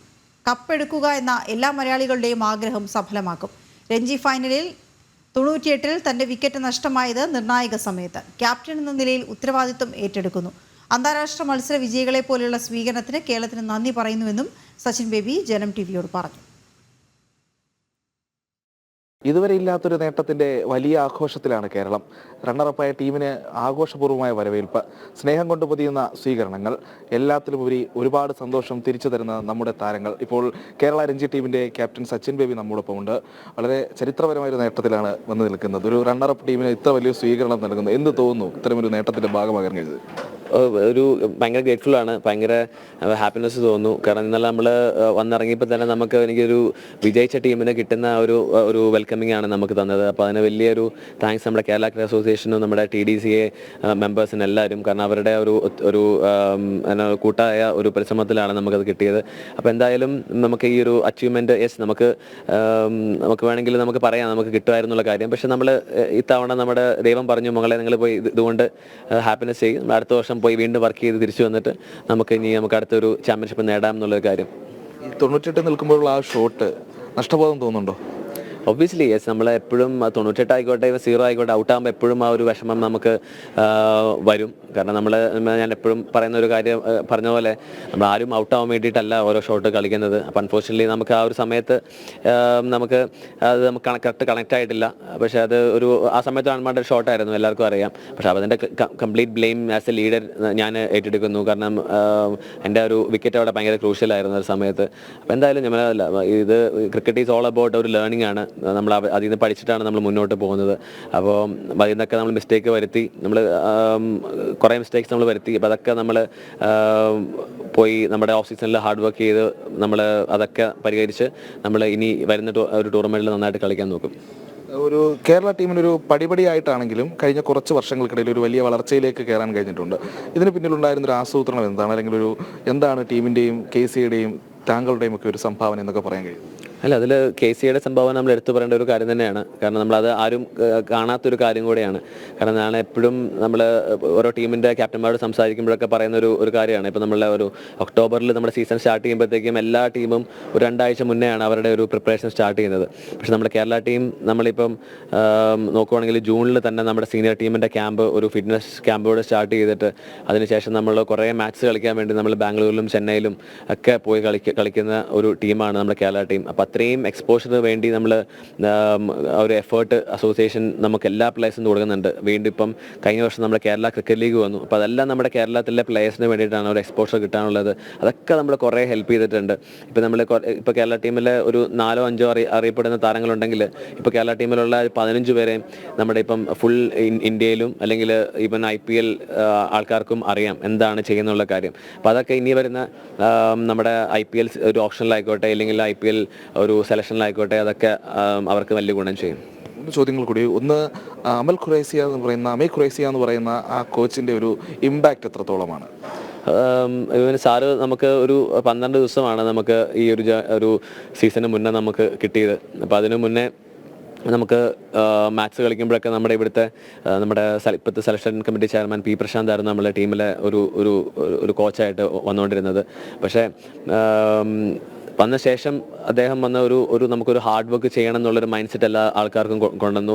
ആ ഒരു മൈൻഡ് സെറ്റ് തന്നെയാണ് നമ്മളെ ടീമിന് ഇത്ര എത്തിച്ചത്. കാരണം ആ ഒരു എഫേർട്ട് ഭയങ്കര എടുത്തു പറയേണ്ട ഒരു കാര്യമാണ്. അപ്പം അമേയ് സാറ് മാത്രമല്ല, നമ്മുടെ ടീമിലുണ്ടായിരുന്ന നമ്മുടെ അസിസ്റ്റന്റ് കോച്ച് രജീഷ് രത്നകുമാർ, നമ്മുടെ വൈശാഖ് കൃഷ്ണ നമ്മുടെ സ്ട്രെങ്ത് ആൻഡ് കണ്ടീഷനിങ് കോച്ച് ഉണ്ണി, നമ്മുടെ ഫിസിയോ, നമുക്ക് ടീം മാസിയർ, നമ്മുടെ ത്രോഡാം സ്പെഷ്യൽ ഗിരീഷ്. അപ്പോൾ അവരുടെയൊക്കെ ഒരു കൂട്ടായിട്ട് ഒരു എഫേർട്ട്, നമ്മുടെ മച്ചാൻ സാറ്, നമ്മുടെ വീണ്ടും PP, എല്ലാവരും കൂട്ടായിട്ട് എഫേർട്ട് ബലമാണ് നമുക്ക് ആ ഒരു കിട്ടിയത്.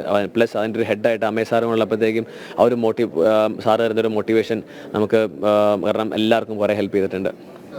സൽമാൻ, അസർ എന്നീ താരങ്ങൾ മധ്യനിരയിൽ ഉണ്ടാക്കിയ ഒരു മാറ്റമുണ്ട്, അതിനെപ്പറ്റി എന്താണ്?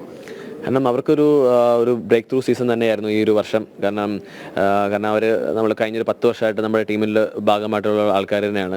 കേരള ക്രിക്കറ്റ് അക്കാഡമി, അതും ഒരു കേരള ക്രിക്കറ്റ് അസോസിയേഷൻ്റെ ഒരു പ്രൊഡക്റ്റായിട്ട് വന്ന ഒരാൾക്കാരാണ്.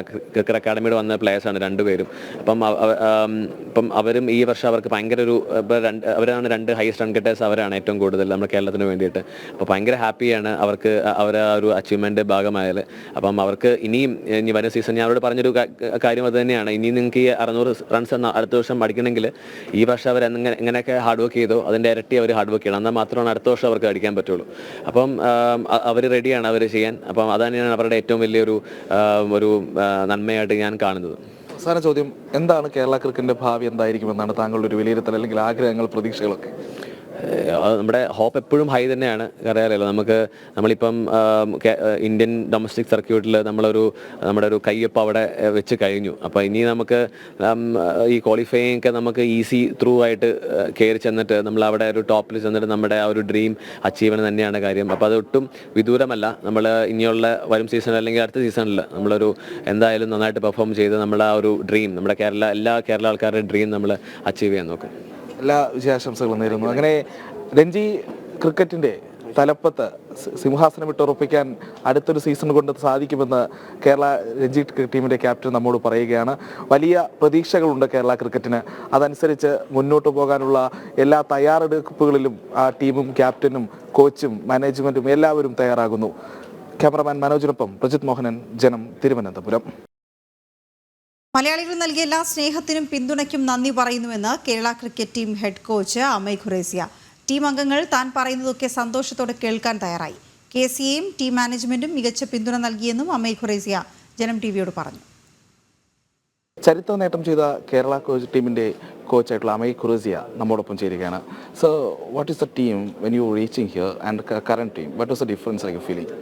Nothing, is just application, nothing else. Boys have been extremely receptive. The credit goes to the boys and the team and the captain and the management and the Kerala Cricket Association. What's about your team captain? What is your opinion about him right now? Team captain. Sachin. Oh, he's a good captain. Mr. Salman and Salman Isar and other team members. How you set up the team like this, making it into one of the winning teams to the tournament? Nothing, they're extremely talented boys and I just made a combination and they listened to me and that was so nice. I said they have been very, very graceful to accept me. You are usually very smiling. Is the same in your decision making and everything, or a tough coach? What? Smile, it adds to the face value. Already have a very horrible face. It adds to my face value. I can say that. I'm not a great looking guy, so maybe I keep on smiling to make it look better. You once revered as the future or successor of Vinod Kambli. And how did you tend to evolve into a coach? I just worked. I love cricket, so I kept on working. And God has been very kind to me, I can say that. I have done nothing. God has been very, very kind to me. Thank you, sir. Make our team proud again. We are very hoping. We never think we will achieve things like this. And you've done that possible. Very, very thanks from all Keralites. Thank you, sir. Let me also thank Kerala people, Kerala cricket, and everybody who is in Kerala. They have been extremely genuine and kind and supportive with their prayers and wishes. Devam Anugrahikate. അങ്ങനെ കേരള ടീമിനെ ഇതുവരെ ഇല്ലാത്ത ഉയരങ്ങളിലേക്ക് എത്തിച്ച head coach Amay ഖുറേസിയാണ് നമ്മളോടൊപ്പം സംസാരിച്ചത്. കേരളത്തിൽ നിന്ന് ലഭിച്ച എല്ലാ പിന്തുണയ്ക്കും അദ്ദേഹം നന്ദി പറയുന്നു. അതോടൊപ്പം തന്നെ ടീമിനെ പുതിയ ഉയരങ്ങളിലേക്ക് എത്തിക്കാൻ കഴിയുമെന്ന പ്രത്യാശയിലുമാണ് അദ്ദേഹം ഉള്ളത്. ചാമ്പ്യൻസ് പോരാട്ടം.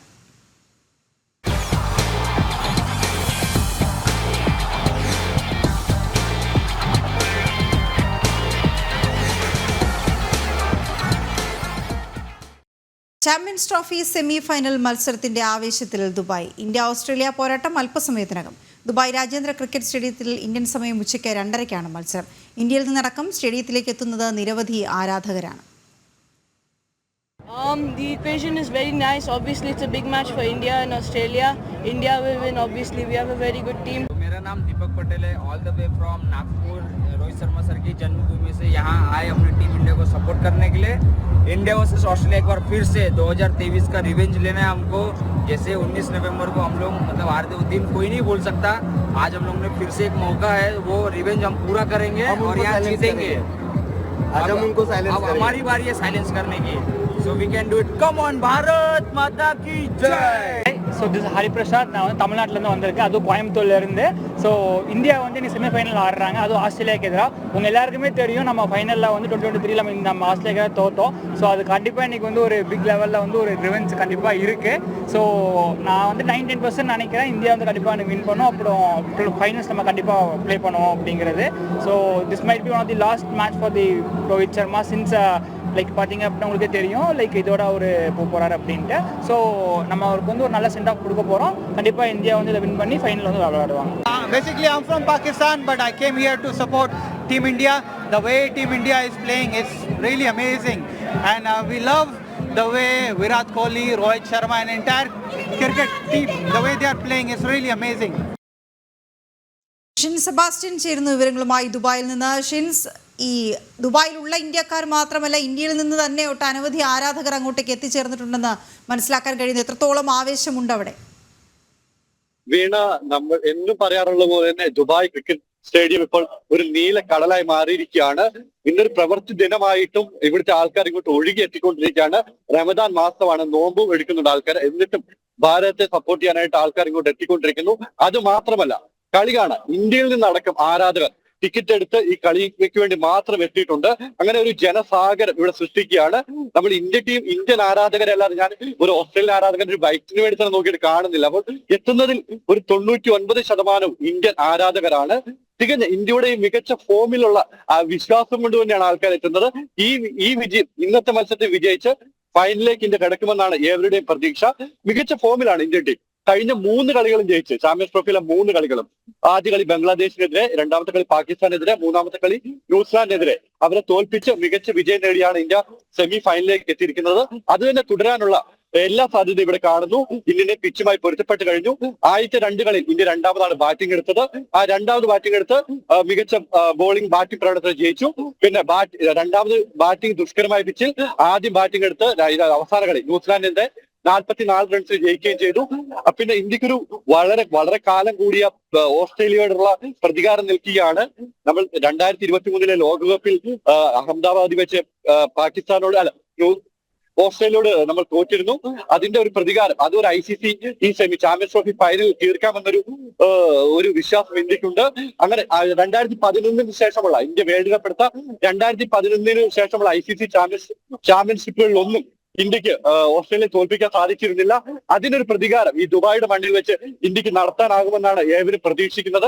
തികഞ്ഞ വിരാട് കോഹ്ലി അടക്കമുള്ളവരുടെ ഫോമിൽ ഇന്ത്യക്ക് നല്ല പ്രതീക്ഷയുണ്ട്. മുഹമ്മദ് ഷമി, വരുൺ ചക്രവർത്തി അടക്കമുള്ളവർ 5 വിക്കറ്റ് കഴിഞ്ഞ 3 കളിയിൽ 2 കളിയിൽ 5 വിക്കറ്റ് എടുത്തിട്ടുണ്ട്. അങ്ങനെ എല്ലാ തരത്തിലും ഇന്ത്യ വിജയം പ്രതീക്ഷിക്കുകയാണ്. അതിന് കൂട്ടായി ഇന്ത്യൻ ആരാധകരും കൂടെ ദുബായ് രാജ്യാന്തര ക്രിക്കറ്റ് സ്റ്റേഡിയത്തിലേക്ക് എത്തുമ്പോൾ പോരാട്ടം കടക്കും, ഗാലറിയിലെ കളിക്കളത്തിലും വീണ. ഓക്കെ, ശരി ഷിൻസ്. ഉച്ചവാർത്ത പൂർണ്ണമാകുന്നു. ഇടവേളയ്ക്ക് ശേഷം ന്യൂസ് at 2 PM കാണാം. നമസ്തേ.